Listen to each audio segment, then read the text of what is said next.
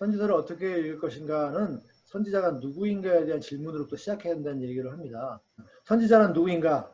언약 사신으로서의 선지자라고 하는 거죠. 여기 글씨가 작을 수 있는데 MG 클라인이 말한 거죠. MG 클라인은 오히려 선지자를 말씀의 전달자, 우리 가장 흔히 일반적으로 말하는 선지자에 대한 정의죠. 선지자가 누구냐 그러면 이 얘기 하잖아요. 이것이 이렇게 일반적으로 말하는 것이 선지자직과 그 직분을 통해서 하나님께서 밝히 말씀하신 바를 파악하지 못하게 만들 수도 있다라고 지적한다는 거죠. 그게 그 클라인의 책이 성경권위의 구조인데 여기 서문에 나와요. 책 서문에. 그 언약 사신을 전문 용어로 영어로는 뭐라고 하냐면 플래니포텐셜이라고 합니다. 플래니포텐셜이. 언약 사신. 근데 언약 사신이라고 하는 게 그 권한을 보면 이제 하나의 비유로 말하면 전권을 가지고 있는 전권을. 그 전권이라고 하는 게 굳이 구분해서 말하면 좀 다른 비유지만 경찰의 수사권, 검찰의 기소권, 판사의 뭐라고 그러죠? 판결권이라고 하나요? 그 다음에 판결내면 누가 집행하잖아요. 교도관이 집행하든 뭐 누가 집행할 거 아닙니까? 그 집행권까지.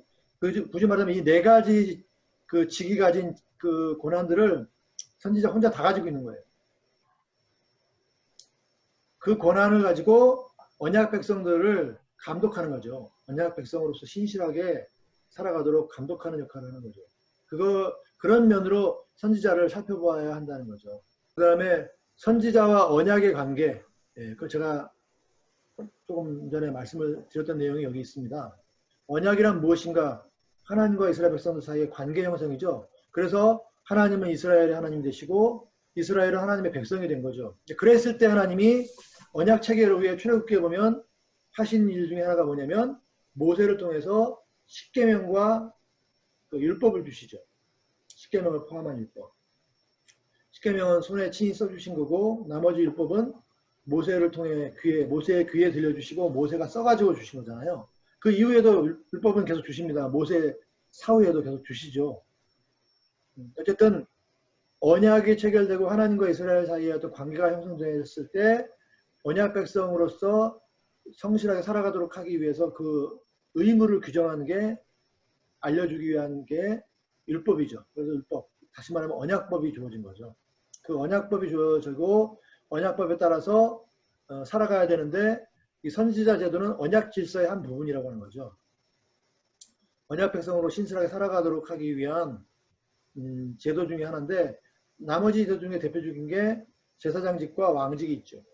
제사장은 제사장대로, 왕은 왕대로, 선지자는 선지자대로 언약 백성들이 신실하게 살아가도록 돕는 거죠. 그러면 선지자는 그 일환을 하는 게 뭐냐면 심판의 선언이죠. 책망하는 거죠. 잘 못 살았으니까. 그리고 잘 살았을 때는 칭찬했을까요? 했겠죠. 근데 성경에는 잘 없어요. 왜냐면 우리가 말하는 선지자들은 잘 없죠. 그 칭찬했던 그 대표적인 예가 다윗 시대의 그 선지자 나단인가요? 다윗이 하나님의 성전을 짓겠다고 하니까 나단이 그 말을 듣고 잘했다고 하죠. 칭찬하죠. 물론 나중에 하나님께서 너는 못 짓고 너 자손 아들이 질 거다고 말씀하셨지만 거기도 칭찬한 예가 나오긴 나와요. 그러나 우리가 말하는 그 문서 선지자들 이사야라든지 뭐 이런 선지자들은 그 이스라엘 백성들이 왕도 그렇고 백성들도 그렇고 하나님으로부터 언약으로부터 멀리 떨어진 시기에 출현했기 때문에 우리가 보통 말하는 일반적인 선지서들에는 칭찬 내용은 잘 없죠. 할 게 없는 시대니까. 그래서 잘 없는 거죠. 칭찬을 안 한 건 아니고. 그 선지자들의 그 사신으로서 활동을 보면 오경에 근거해서 활동했다고 하는 게 드러나요. 그 단적인 예가 뭐냐면 오경에 언약 체결 조항들이 이렇게 나와요. 이렇게 나오는데 여기가 더 낫네요.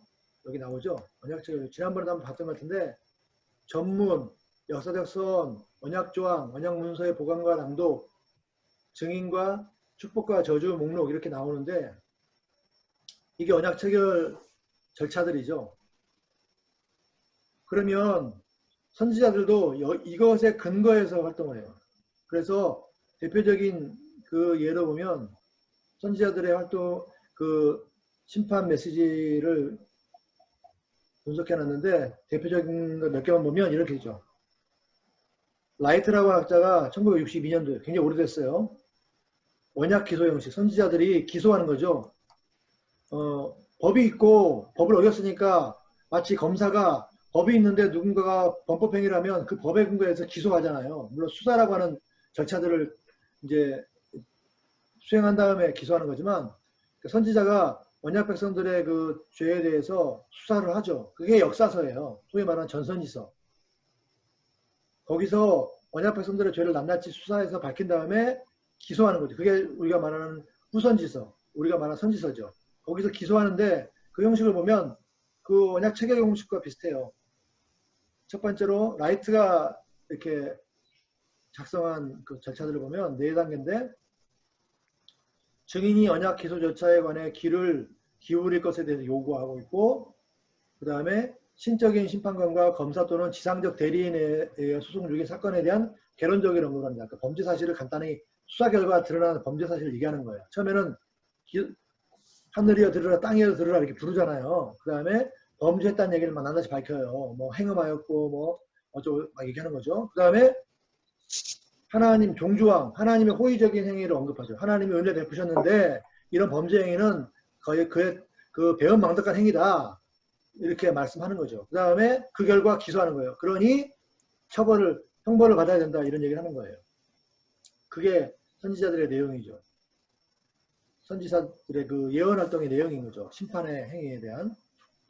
그 다음에 마지막 단계로 그러니 무슨 형벌을 받아야 된다. 뭐 포로로 끌려갈 것이다. 가뭄이 임할 것이다. 뭐 포위대가 전쟁 중에 전쟁이라 포위돼가지고 부모가 자녀를 먹게 될 것이다. 뭐 이런 내용을 얘기하잖아요. 하압이라든지 닐센 같은 사람도 같은 내용을 좀 다르게 말하지만 다 비슷한 내용을 얘기하는 거예요. 핵심은 뭐냐? 선지자들의 기소는 그 언약 기소는 언약 행정의 일환으로서 이루어지는 것이기 때문에 언약이 체결되었고 언약을 체결하는 하나님 백성이 어떤 삶을 살아야 될 것인지에 대해서 의무를 명시하는 법이 주어졌는데 그 법에 따르면 이렇게 하라고 했는데 그렇게 하지 않았기 때문에 형벌을 받아야 된다. 이런 식으로 얘기한다는 거죠. 그러니까 그게 선지서와 오경 그리고 언약 사신으로서 선지자의 그 정체성을 보여주고 있는 단적인 예다 이렇게 말할 수 있다는 거죠.